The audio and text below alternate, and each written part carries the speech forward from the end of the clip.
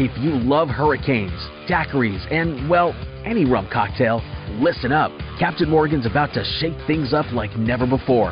We're talking Bourbon Street, New Orleans, home to legendary drinks and unforgettable moments. But what if we told you the most iconic cocktails here have one thing in common? Hint? It's not bourbon. That's right, it's rum.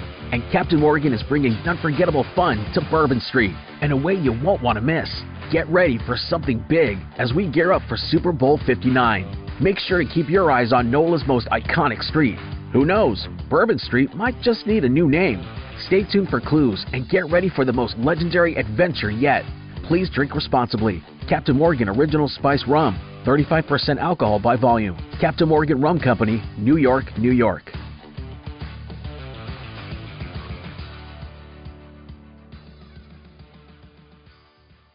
The Avengers radio series, a cultural phenomenon in South Africa back in the 1970s. South Africa was a country with no national television service. It wasn't until 1976 that the country would get its first taste of television broadcasts. But before that, radio was the primary medium of entertainment and information for the masses. This was the context when The Avengers, a British spy-fi series, made its debut on South African radio and became a cultural phenomenon. The Avengers was a British television series that originally aired from 1961 to 1969. The show revolved around the adventures of John Steed, a suave and sophisticated secret agent, and his various female associates. The series was a unique blend of traditional spy thriller elements with science fiction and fantasy, which set it apart from other shows of its time. While the series was hugely popular in the UK and had also made a significant impact in the American markets, being one of the rare British series given a network transmission slot, it was virtually unknown in South Africa. This was primarily due to the lack of a national television service in the country until 1976. However, as a film series, The Avengers was able to gain some exposure in South Africa through film rentals. But it was the launch of the radio series that truly brought The Avengers to the masses in South Africa. Come and listen at www.myclassicradio.net. Ladies and gentlemen, this is George Burns. The old flu bug that's going around got Gracie today, and at the last minute, she couldn't make it to the studio. It was too late to rewrite the script, but a very dear friend of ours has stepped in and offered to read Gracie's lines. She's a very famous and talented movie star. Ladies and gentlemen, Miss Jane Wyman.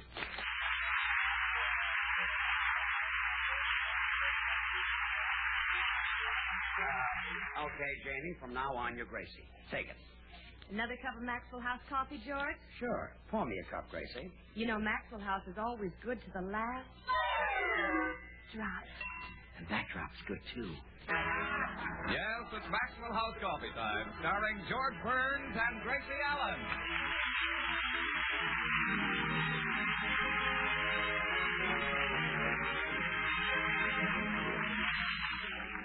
With yours truly, Toby Reed, Hans Conried, Gail Gordon, Henry Blair, Meredith Wilson, and the Maxwell House Orchestra, and Bill Goodwin. For your Christmas night comedy enjoyment, it's George and Gracie. Brought to you with holiday greetings from the makers of Maxwell House Coffee. Always good to the last drop.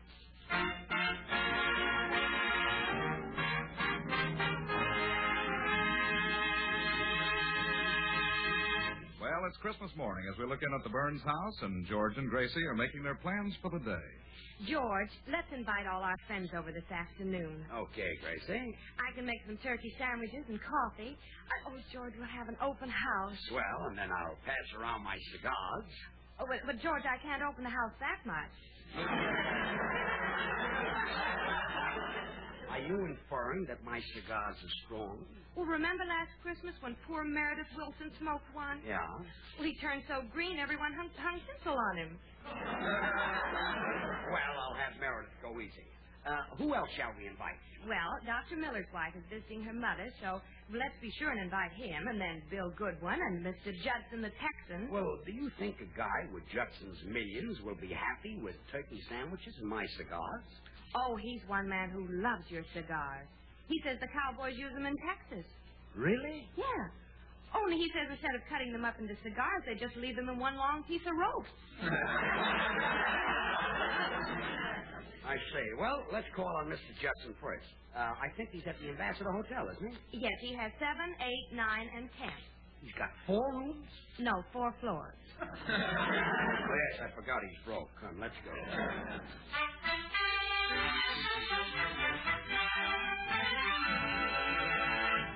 Merry Christmas, Mr. Judson. Yeah, Merry Christmas. Well, now, the same to you. Did Santa Claus come to see you last night? Yeah. I reckon by now old Santa's heading back to his home in Texas.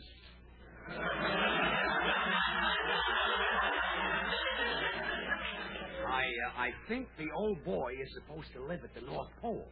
Santa Claus don't live in Texas? No. Well, now, that sure is mighty unfair. Unfair? Well, he's so nice to everyone, and look what a dirty deal he got. Yes, it was rough on the old boy. Mr. Judson, we'd like for you to come over and spend Christmas with us. Well, now, I'd be delighted. Are you sure you want me? Well, if you don't come, we'll be dismayed. Want us to pick you up later? No. You don't have to bother. I'll drive over in the old bus. What kind do you drive? A regular Greyhound bus. You own a Greyhound bus? Yeah. Well, now, I got on it one day, and the driver didn't have change of a $10,000 bill, so I bought the bus.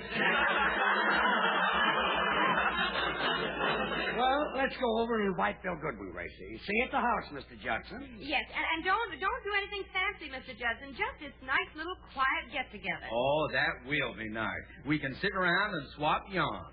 Oh, do you like to knit? Oh, I like...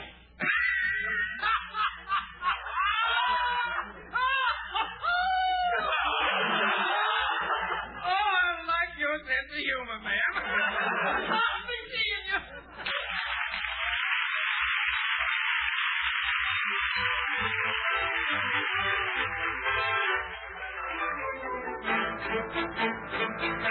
I'm sorry we got you out of bed, Bill. Oh, that's all right, Gracie. I got up at 6 o'clock to look at my stocking. What'd you find? My foot. I forgot to take them off. Sounds like you had a large evening. Well, you know, Christmas Eve, George, had to remember all my girls. Well, what'd you give them, Bill? I gave each girl a ring. Really? Yeah, I was on the phone all night.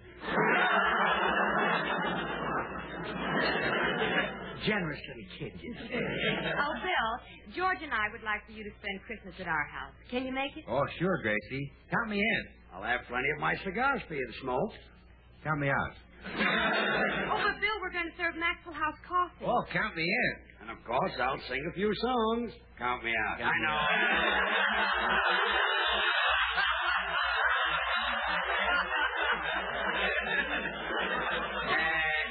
Look, Toto. Yes? If it'll make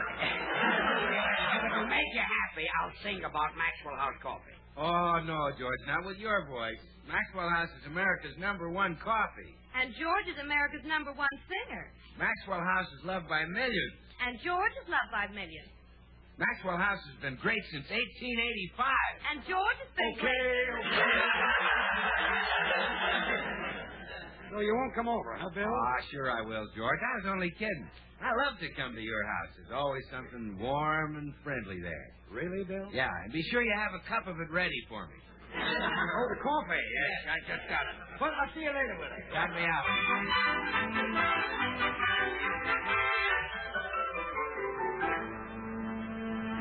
Oh, I wonder if Meredith is at home. Oh, yeah, he's there. I can hear him tootling on that silly flute. Well, Merry Christmas, all. Well, Happy New Year, all. Oh, we're having open house this afternoon, Meredith. Will you come over? Oh, you bet I will. Can I bring Fifi?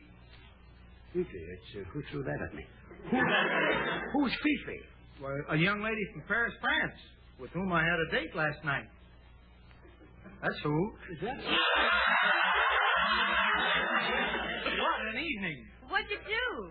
Well, knowing she was French, I played her some Ravel and Gounod. Oh, I bet those French games are fun. Gracie, they're composers. I played Fifi 17 selections on the flute. Yeah? What an evening. I want to say there was only one disturbing element. Yeah. Now and then, Fifi would look at me and say, "Kel jerk." That disturbed you? Yes. I don't understand French, and I was afraid the word "kel" might mean something uncomplimentary. Meredith, it means what? She was saying, what a jerk. Oh, thanks, Gracie. That takes quite a load off my mind. Being called a jerk doesn't bother you? Not at all, George. Jerk must be a term of endearment. All my friends call me that. Well, it's the same as spunky-head. Well, Meredith, you're really a case. You played 17 songs on the flute, and you didn't even give Fifi one kiss. Oh, yes, I did, George. The 11th number I played was one kiss from the operetta New Moon. Be there at 12. The sociable will be over at 11. Goodbye, all. Goodbye, all. Oh, George, I'd better hurry home and get things ready for our open house. Okay, Gracie, and I'll go and invite Dr. Miller.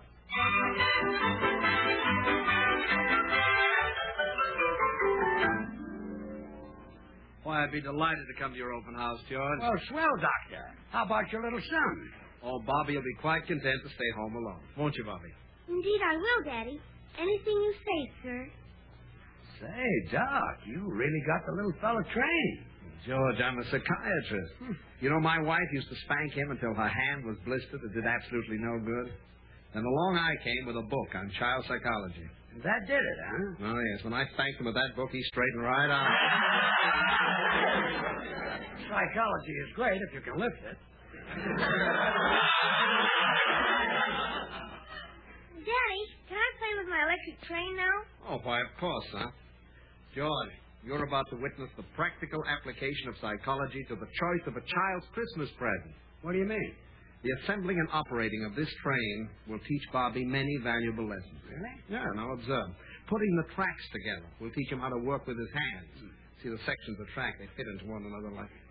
Bobby, get your hands off that. He's putting tracks together. Yes, sir. Now, I was saying, this teaches him to work with his hands. I can see that. Yeah. I can see that, Doc. Yes.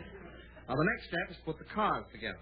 Here, Bobby learns the lesson of observation. Which car comes first? I think the engine comes first like this, and then... Son, you want to break things? Daddy will put the cars together. Yeah, kid, take it easy. You'll wear yourself out. Now I'll start the train. And here comes Bobby's lesson in coordination, George. He must figure out which way to throw the switch in order to send the train through the tunnel instead of crashing into those freight cars. Well, that's easy. I just throw the switch this way. Bobby, you please keep your hands off your nice new toy. I'll throw the switch. There. But, Daddy, that's the wrong way. No, your father's a great deal older and wiser than you are, son. I know, but, Daddy... Son, I'm trying to teach you something. Now, pay attention.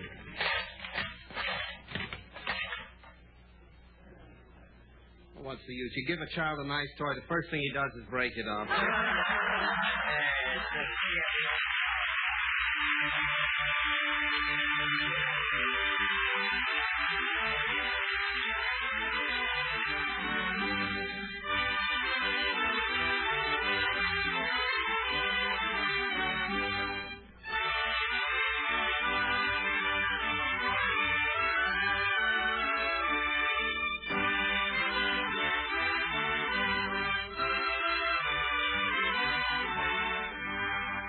Christmas. What a gay, festive holiday it was 50 years ago at the celebrated old Maxwell House Hotel. This was the day when Nashville's famous hostelry outdid itself in bountiful hospitality of the season. Now just listen to this bill of fare. Oysters in champagne, baked opossum, breast of white swan, roast Kentucky coon. These and other savories were served in regal style when Christmas Day came round. But with all the delicacies the old Maxwell House offered, its coffee was praised the most. A special blend whose rare and satisfying flavor captured the very essence of this joyous season. Today, perhaps Tennessee opossum and Kentucky coon are forgotten, picturesque traditions of an earlier Christmas day.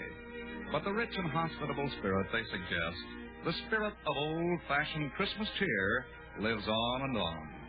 This is the heritage of Maxwell House coffee. And it's in this spirit that the makers of Maxwell House wish you the very merriest of Christmases and the happiest of New Years.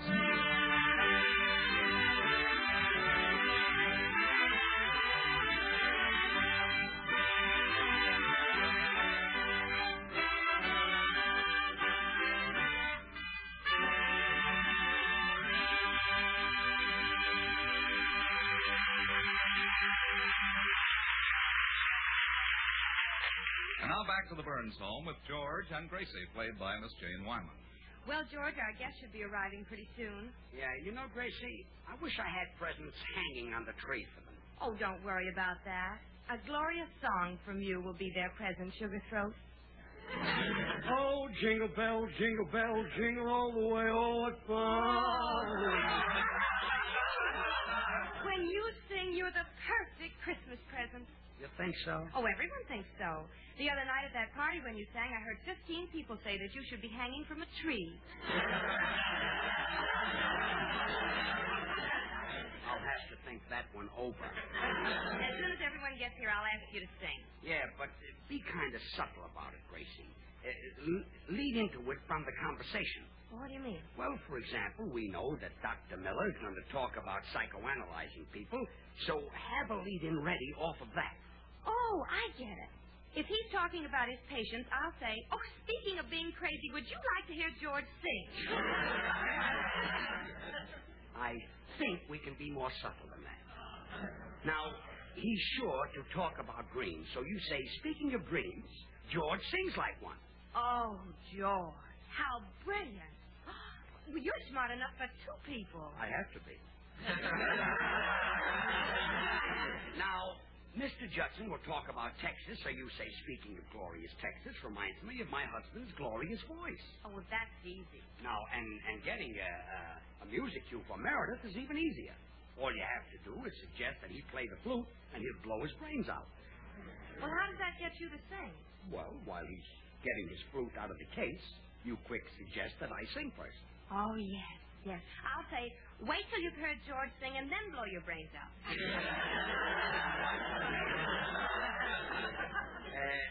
You just ask him to play the flute, and I'll take it from there.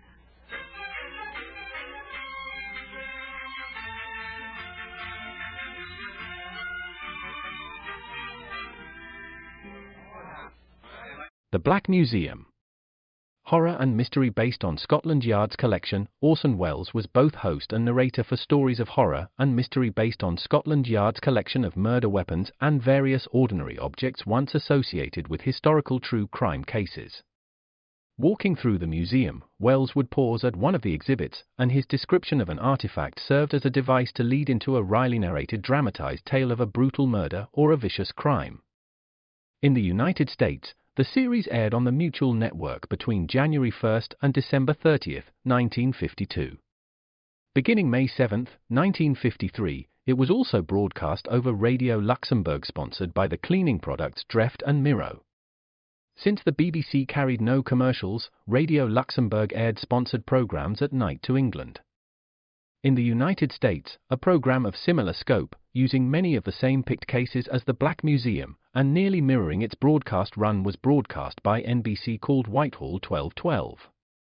The two shows were different in the respect that while Whitehall 1212 told the story of a case entirely from the point of view of the police starting from the crime scene, the Black Museum was more heavily dramatized and played out scenes of the actual murders and included scenes from the criminal's point of view. Come and listen at www.myclassicradio.net. Quiet, everybody, quiet. Look, let's have some entertainment. Meredith, would you play the flute?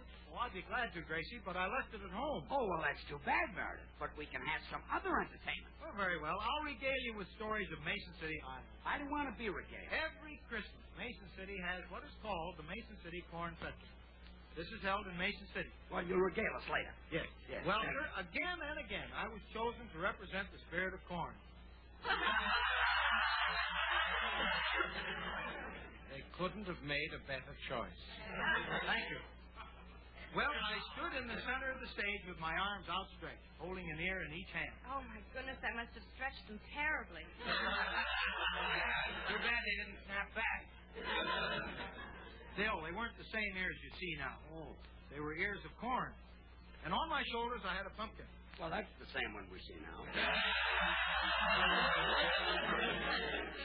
like to see you in the next room for a moment. Excuse us, folks. Meredith will never stop talking about Mason City, so you'd better take your cue from Mr. Judson. Remember the one we rigged up for him? Well, you better tell me again. Okay. First, we get him to say something about Texas. Then you say, speaking of glorious Texas reminds me of my husband's glorious voice. How about a song from George? Got it? Got it. So do it. Yeah, there we were. Oh, Mr. Judson. Say, little lady, I just had an idea. How about a song from George? Oh, speaking of a song from George reminds me of glorious Texas. Glorious Texas is right. Now, you sit down and I'll tell you all about it. Gracie, step in the next room for a moment. Why, down there in Texas... Well, you certainly fixed that one up good. He said, how about a song, and you say that reminds me of Texas. Well, I'm sorry, George. All of a sudden, I just went into reverse. Well, go back to Judson and use the right gear shift. Your cue was speaking of glorious Texas. Well, now, don't worry. I'll do it this time. And down there they've got... Mr. Judson. Yeah, little lady? Is Texas really as glorious as you say it is? Why, it's a paradise. The Texas sky is just as beautiful and blue as your lovely eyes. Oh, speaking of my... I said our sky is as lovely as your eyes. You really think my eyes are lovely? I sure do. Gracie, speaking of glorious Texas. Oh, speaking of glorious Texas, how about my hair? Well, that's mighty pretty, too. Like the gold of a Texas sunset. Gracie. Ever happen to notice my complexion? Yeah, it's as soft as the petals of a Texas prairie flower. Step in the next room for a moment. Again, you messed me up. Things like this wouldn't happen if you were a sane, sensible woman like Janie Wyman. Oh, now, she's no smarter than I am. Well, this time I'll give my own cue. How? When we go back, you ask me how I used to celebrate Christmas when I was a boy. I'll take it from there. All right. Yeah, You having a good time, everybody? Oh, we sure are. Oh, that's nice. Now, George, how did you celebrate Christmas when you were a boy? Well, when I was a boy, I was very poor. But on Christmas Day, we used to get together, and I would sing a song that went something like this. Oh, heart of my heart, I love you. That's a mighty fine note. Say. Let's get up a quartet and have a little close harmony. Yeah. Great. Wonderful. Well, okay. That's better than nothing. I'll tell you what. I'll sing bass. I'll sing baritone. I'll sing first tenor. I'll sing second tenor. Well, that's the whole quartet. What tenor? What'll I do? Why, you hit us a chord on the piano. Oh, no. My heart, I love you. Say you'll be mine forever.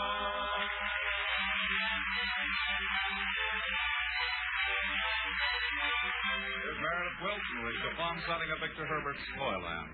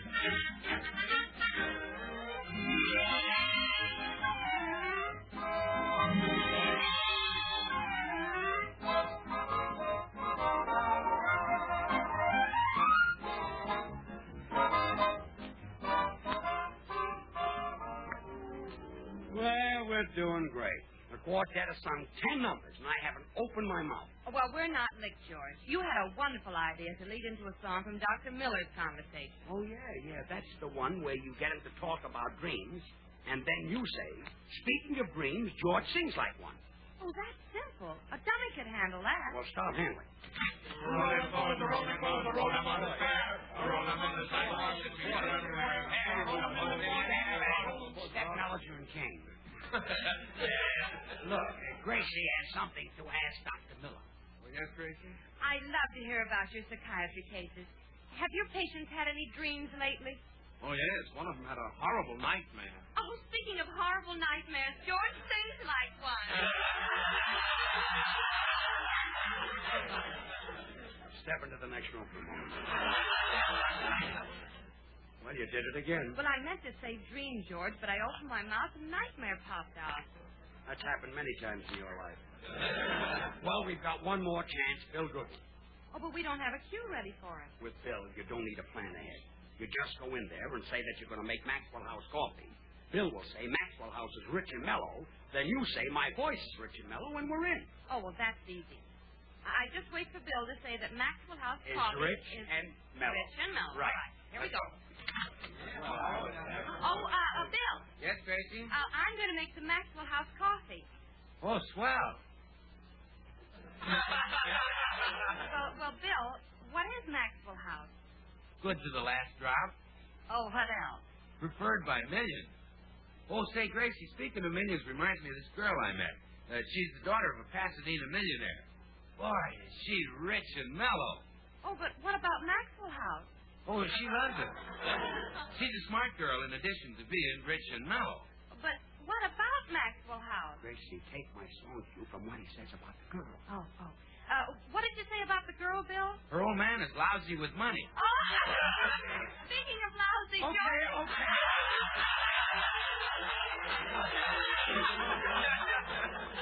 Well, you fix that one, too.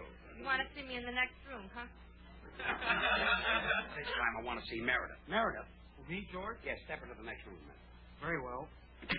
Look, Meredith, maybe you can help me. You're an agreeable sort of schmo. Or, as the French would say, quel schmo. Yes. Now, go back there, hit a chord on the piano, and say, how about a song from the talented member of the Burns family, George? Oh, I'll be glad to. Good, let's do it. All right, now, how about a song from that talented member of the Burns family? Yeah, let's have a song from Gracie. Oh, thank you, but I'm really not prepared. George. Yes, Gracie. You want me to do something? Yes, run get my music.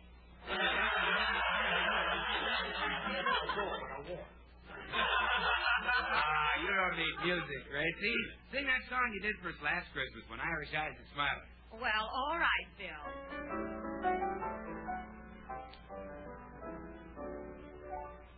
When Irish eyes are smiling, sure 'tis like a breath of spring, with the lilt of Irish laughter, you can hear the angels sing. When Irish hearts are happy, all the world seems bright and gay. But when Irish eyes are smiling,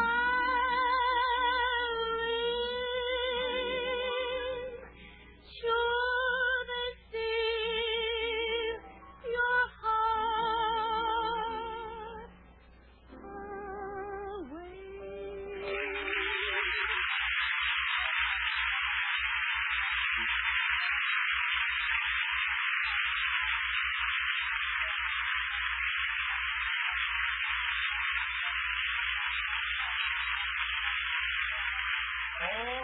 Hey, that was right pretty, little lady. Now sing that song about Texas.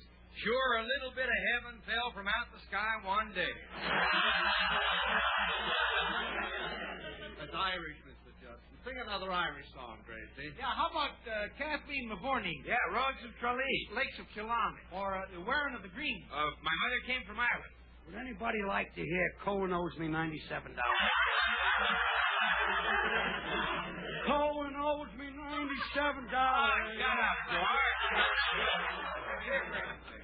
Cohen owes me $97. Cohen.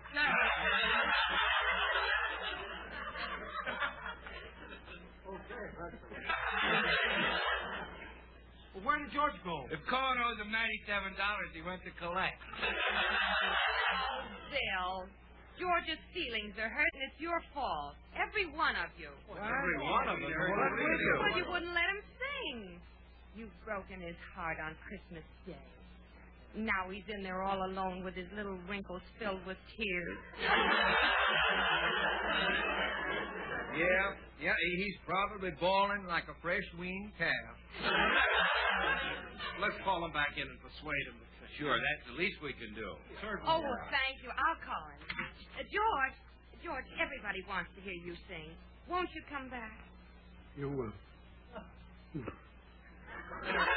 really want to hear me, fellas? Sure, George. Go ahead. Well, okay, give me a chord, America. From time to time and every climb, Isn't that a blessings. beautiful voice? Give him a chance to sing. Go ahead, George. From time to time and every All of climb. you don't know good music when you hear it. Go ahead, George. From time to time and every George, we're climb. really sorry we were so rude.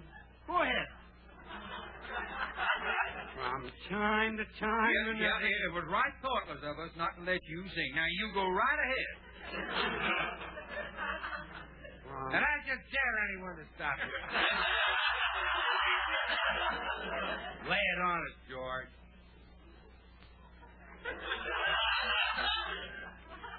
From time to time and every climb, Sing your heart content. Are you all through complimenting me? Can I finish my song now? Sure, go ahead. From time to time and every climb, blessings come from above. Who? The summer Toby. Oh, hey, everybody, it's Toby Reed. Yeah, he can sing it on board. He's got a swell voice. That's all the matter. Yes, everybody's here.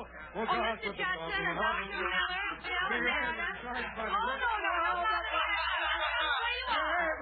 Okay. Thursday when we'll all be back. George Burns, Gracie Allen, Bill Goodwin, Meredith Wilson, and the Maxwell House Orchestra, and yours truly, Toby Reed. Now, here are George Burns and Jane Wyman.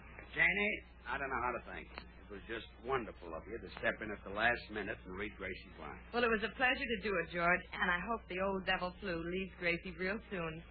Get up, Gracie, so we can see you New Year's Eve. Good night, Janie, and thanks again. Merry Christmas, everyone. I'll be right home, Cookie.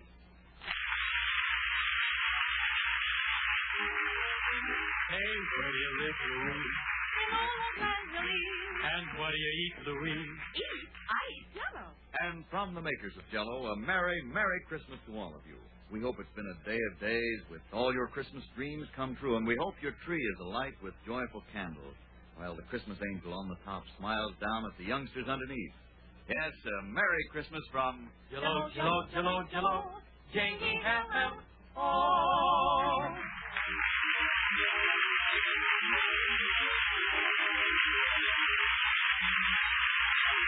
Till next Thursday, good night and good luck from the makers of Maxwell House, America's #1 preferred brand of coffee. Always good to the last drop. The George Burns and Gracie Allen Show is written by Paul Henning and Keith Fowler. And now, stay tuned in for Noah Webster Says, which follows immediately over most of these stations. This is NBC, the national broadcasting company.